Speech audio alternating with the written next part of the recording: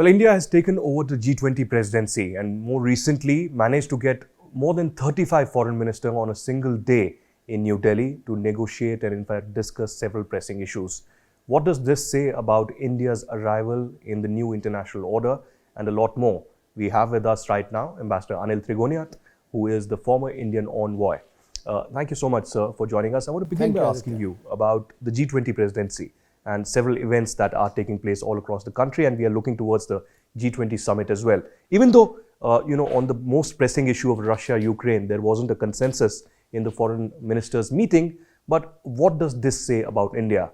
Usual G20 meetings happen on a rotational basis, but this time there's much more, vibrant color to it, and this is being celebrated all across the country. Well, Aditya, thank you very much for having me. As you know, this G20 presidency is a very special one. And as I say, is unlike any other.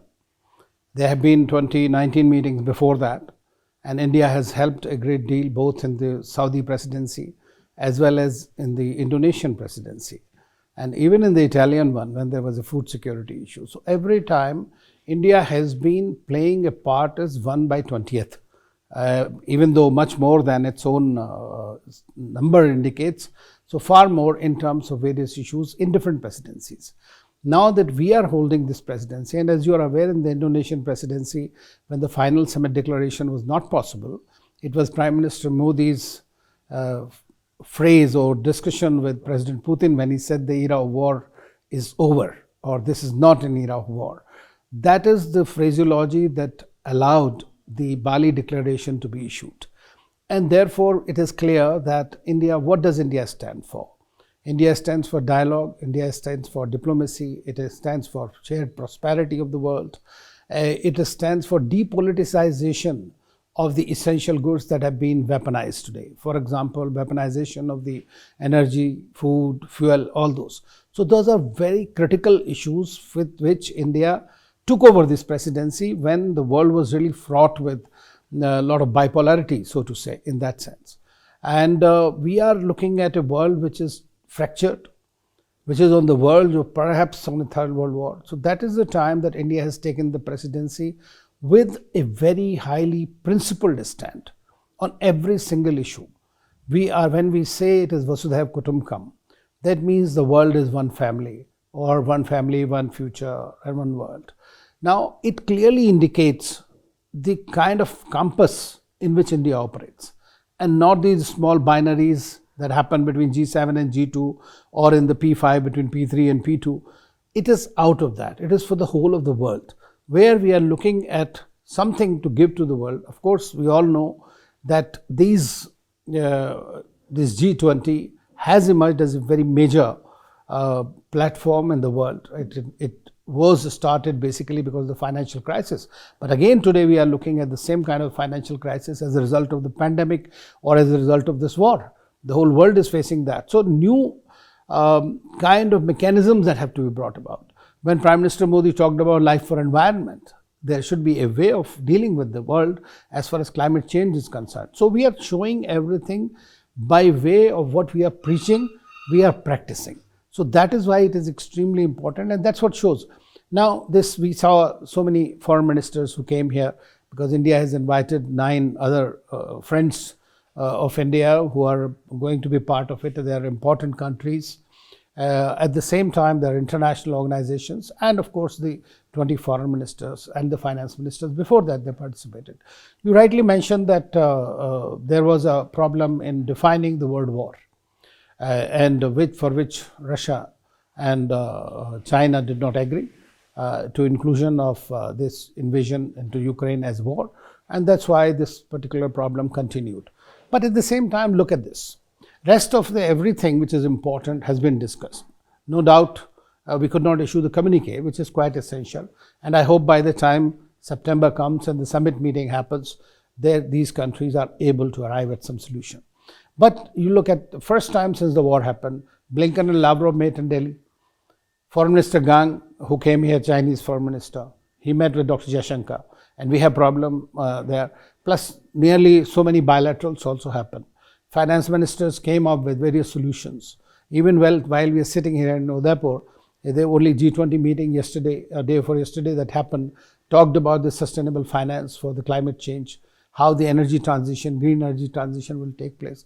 So India today is leading on key issues and trying to generate the consensus. And that has never happened before. For example, the voice of the global south.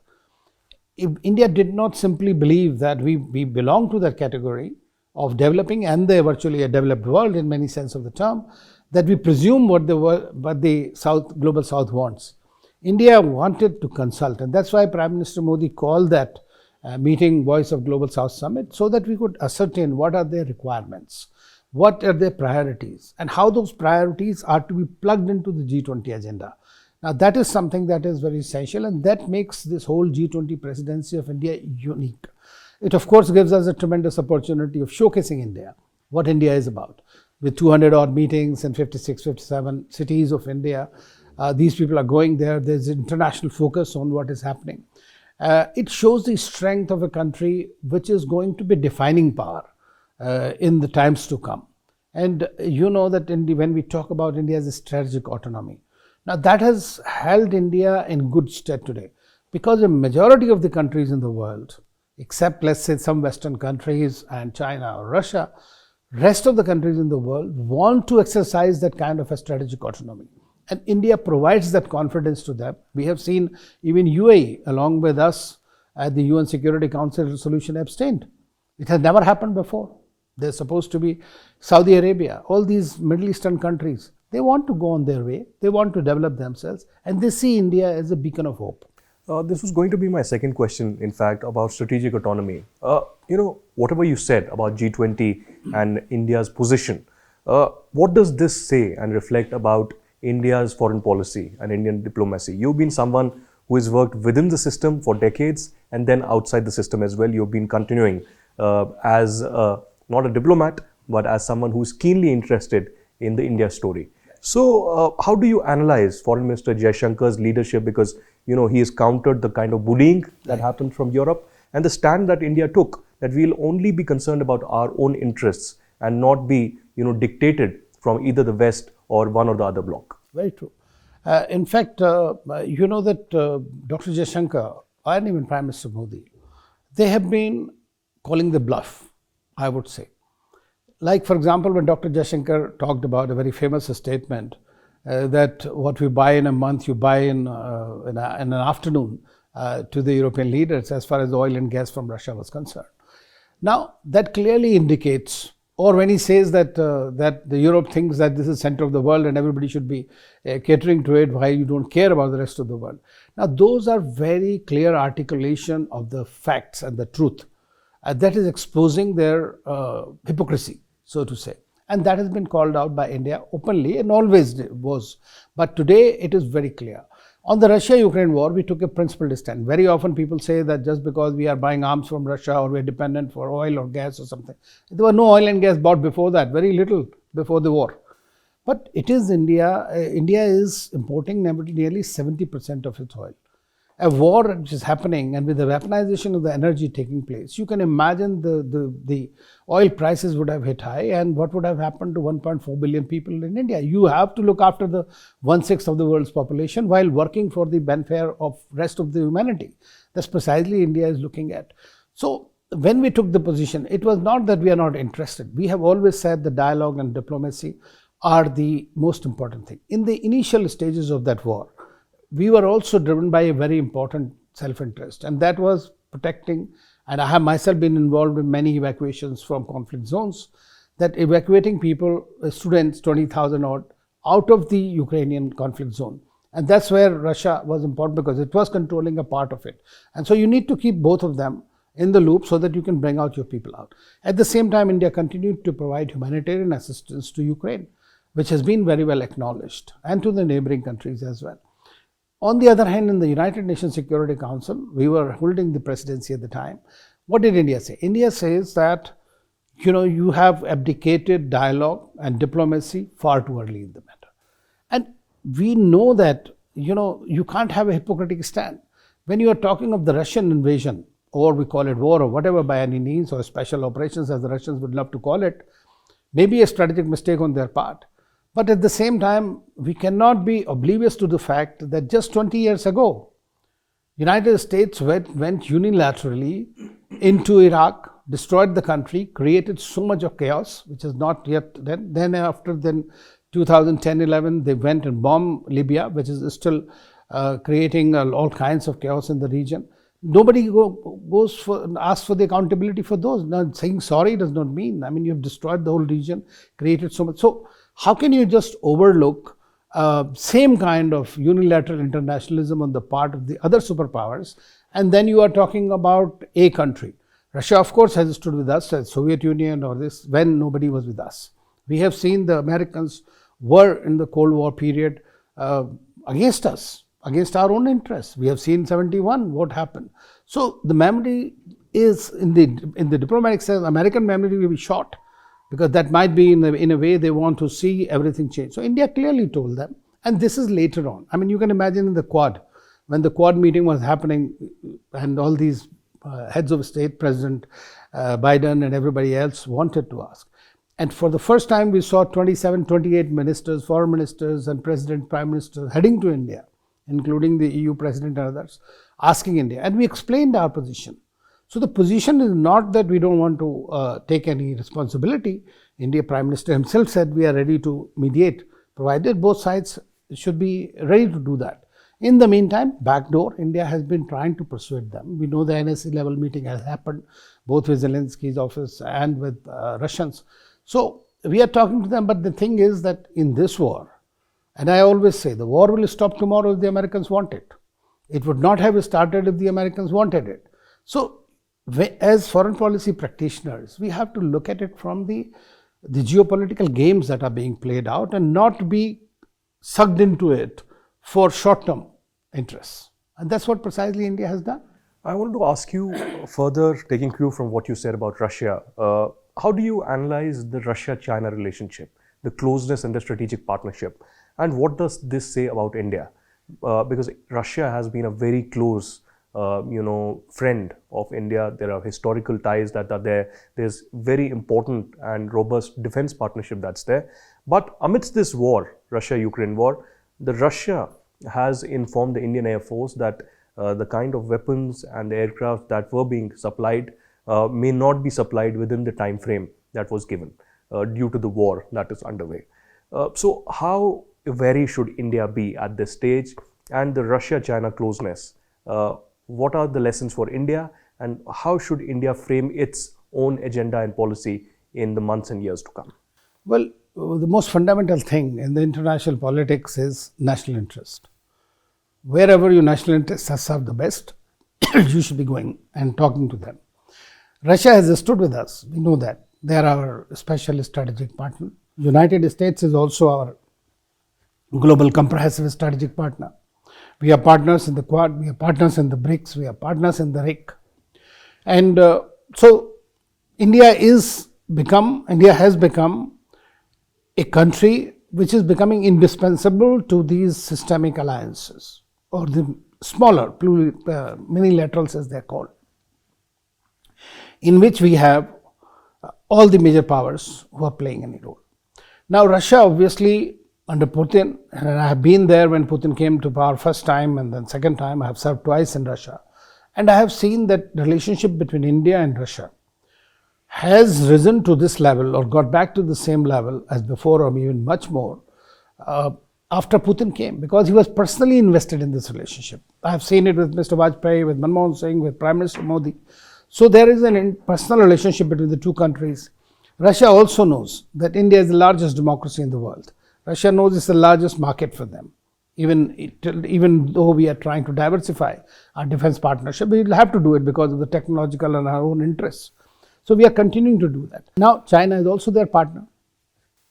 Again, a strategic partner, no limit partnership if we go by what happened in the Olympic Games, Winter Olympic Game, when Putin went there.